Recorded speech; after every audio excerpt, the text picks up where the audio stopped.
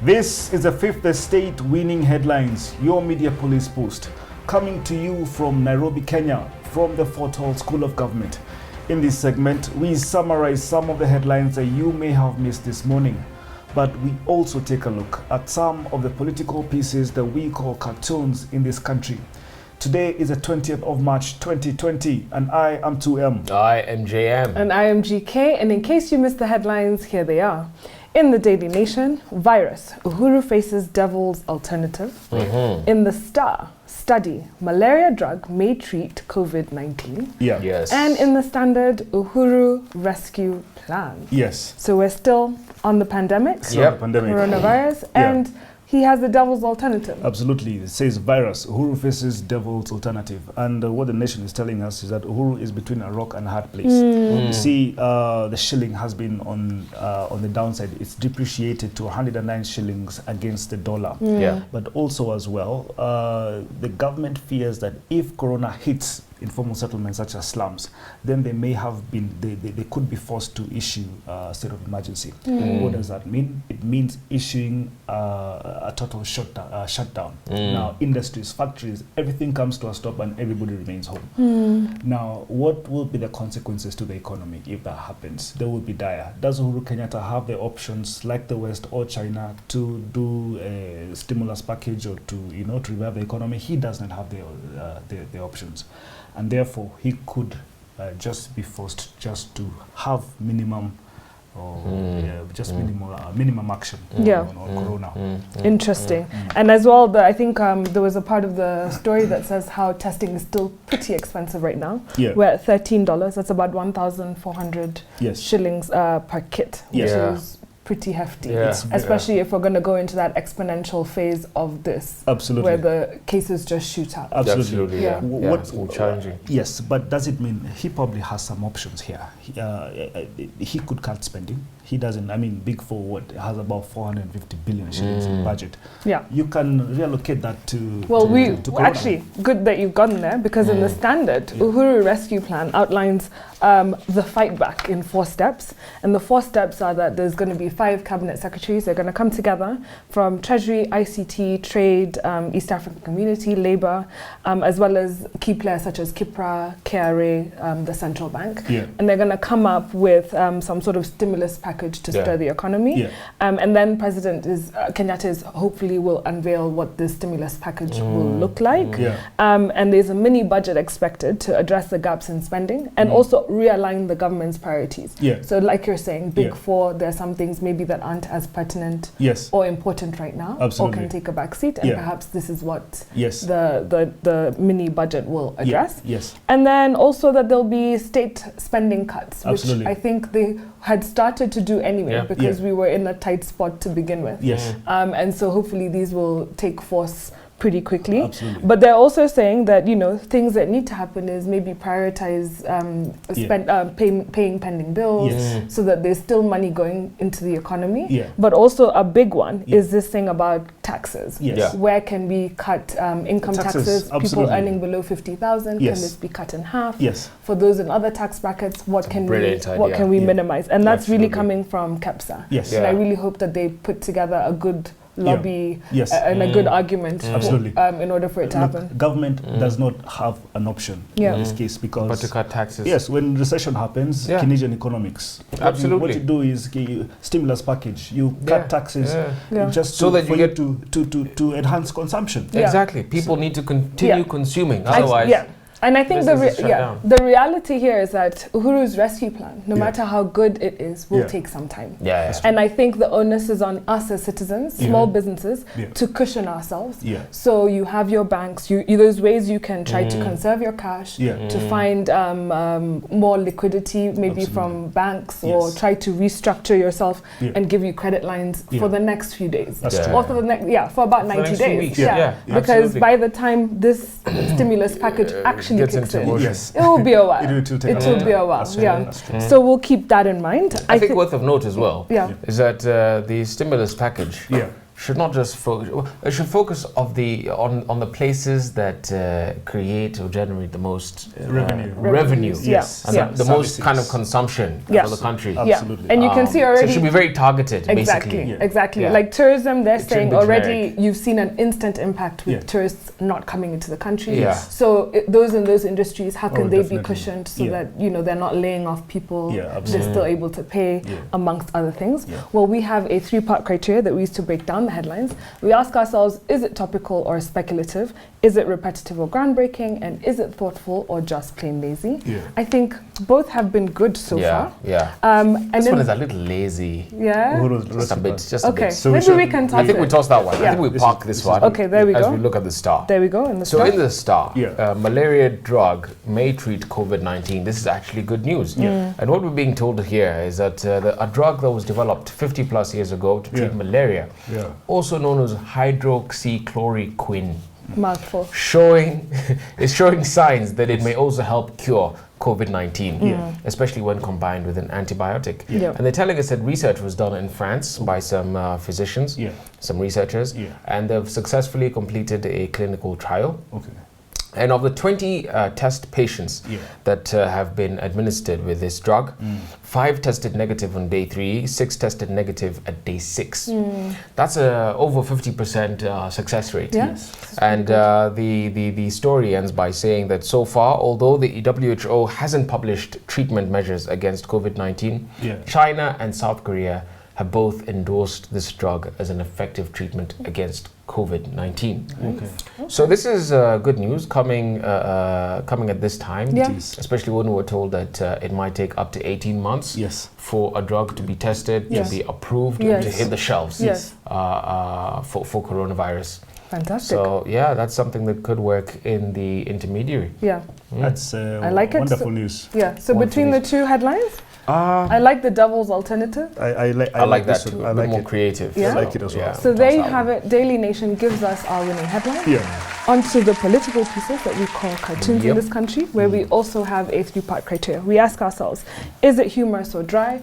Is it satirical or pessimistic? And is it effective or just plain lazy? Yes. And here you have, what's his name? Ozone. And there's a new man in charge of Nairobi. The caricature of him is called Major General Buddy. He's larger than life here. Larger than life. And next to him is General Bonoko. And his name is Mike Sonko. General Bandia. General Bandia. And the caption there is, will the real general please stand up? Look, and I've told you guys this again. I think the person who's won the most in this thing is probably Mike Sonko. How? Why? You know why?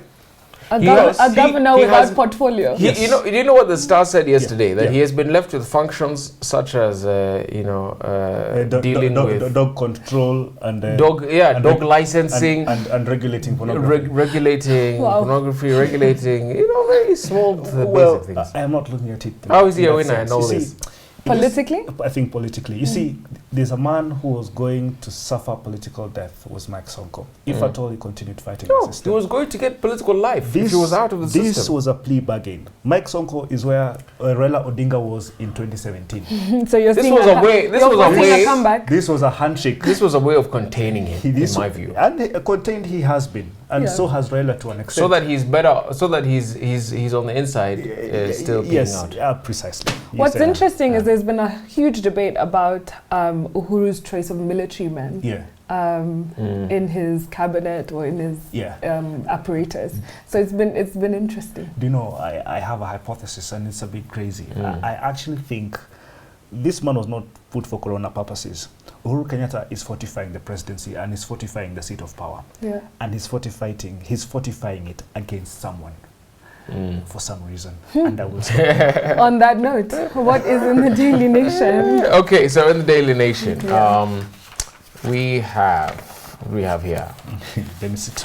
Yes. Here you have caricature. It's by Ndula, the caricature of William Ruto. And he is babysitting Dennis Itumbi, who, on the other hand, is saying nye boo boo to who? To Uhuru Kenyatta and Raila Odinga, who seem to be hugging and is spitting at them as well. And the caption there is, when you finally catch the attention of the boss, the attention of the boss of your boss. Now, as you're all aware, I think Dennis Itumbi and about 5 other fellows who used to work at Presidential Strategic Communication Unit, I think their jobs were rendered irrelevant by the Public Service Commission, not even by State House. Yeah, they scrapped 5 positions. Yes. Now that is directly a shot at William Ruto as well. I mean, let's say it. Uhuru Kenyatta is dismantling every single organ that is around William Ruto. But also, what did Itumbi expect? Yes, I mean, of course. Yeah. And in fact, for me, it's surprising that it's taken so long. It's taken this long. Yeah. That said, though, I have no idea what Ndula is saying when you finally catch the attention of the boss of your boss.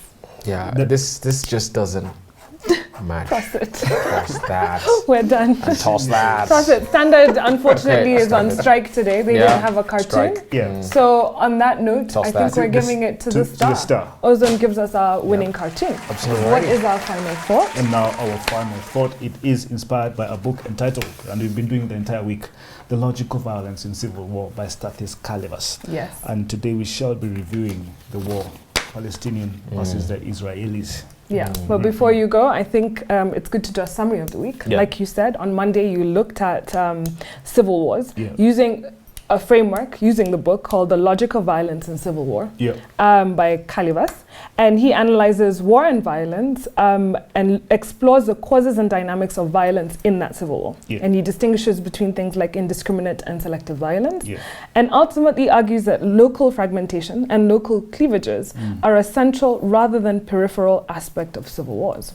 On Tuesday, we looked at the Spanish Civil War, where we see a brutal and shrewd General Franco take control of Spain, a fight of ideology between the fascists and the communist republicans, and in which the fascists come out on top.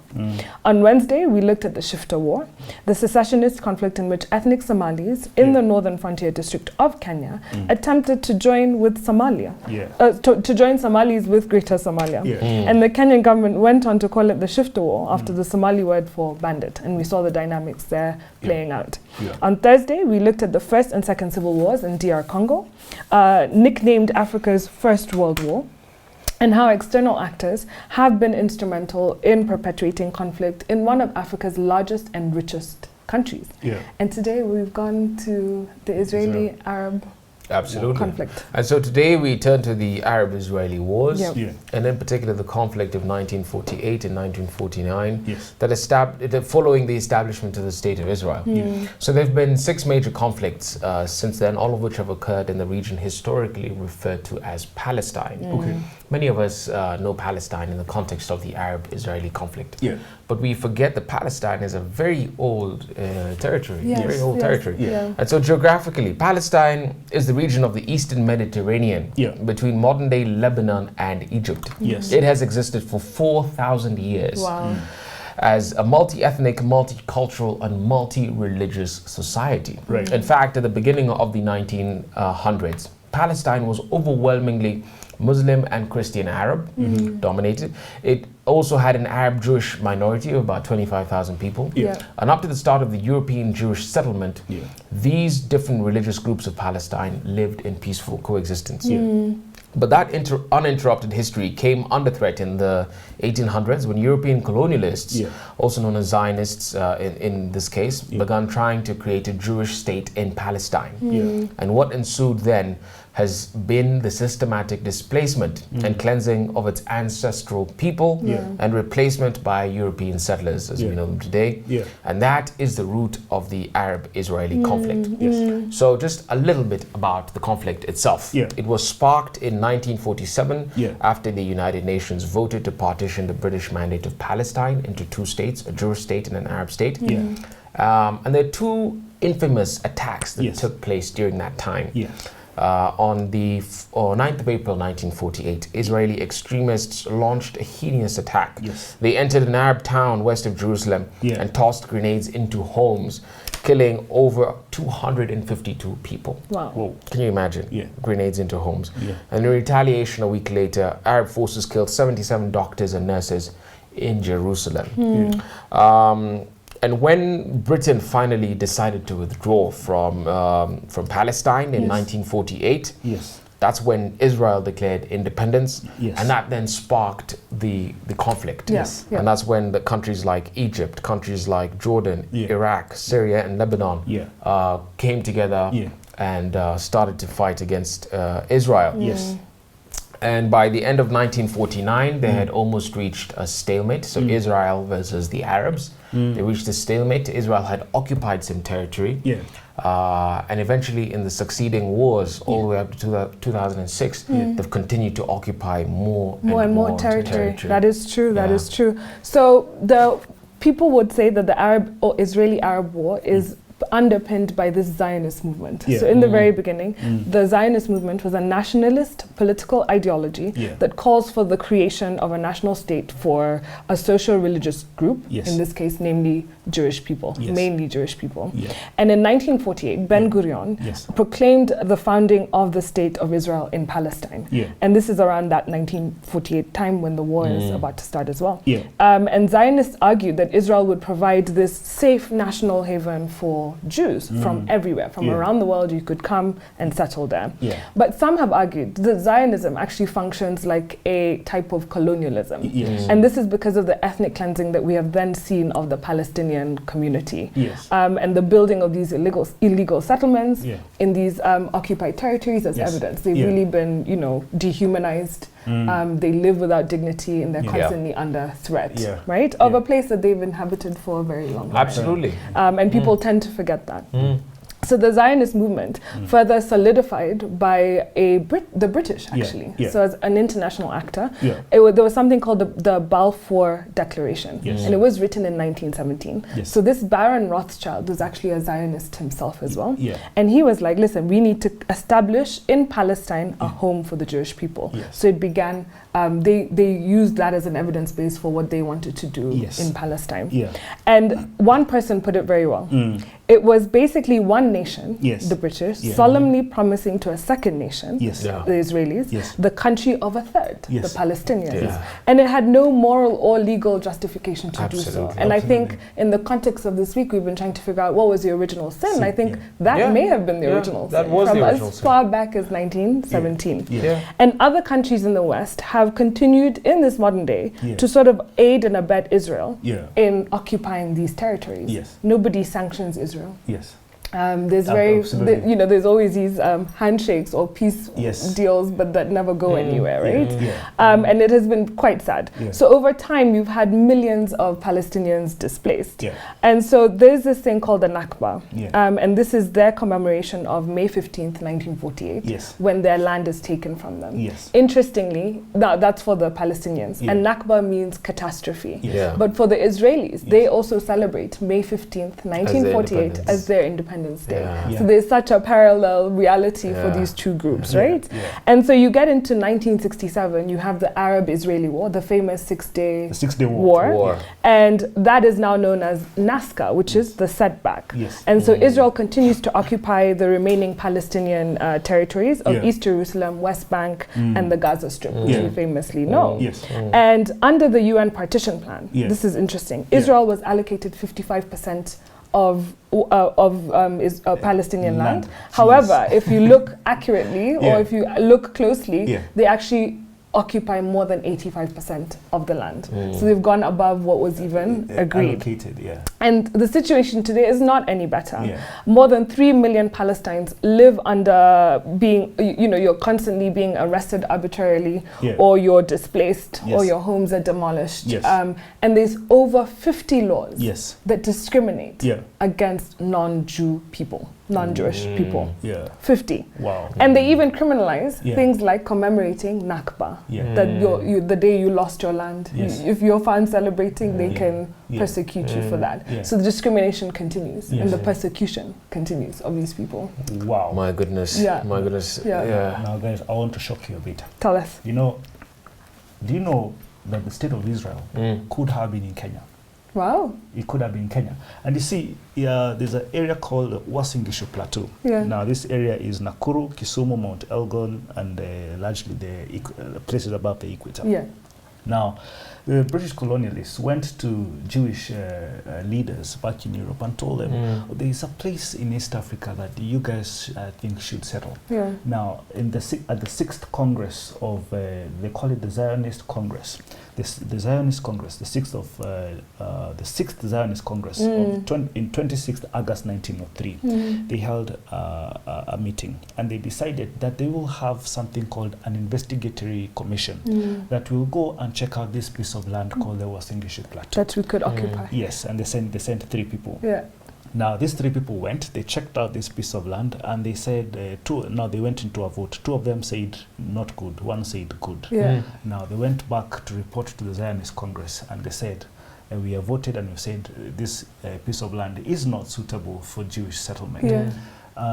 Then in 1905, the Jewish Congress, the Zionist Congress met again, and they made a decision that we shall not settle in Kenya. We shall settle in Palestine. That was the original sin. Now, however, this decision was not very acceptable to all the Jews. And the reason was the Jews then were being persecuted in Europe.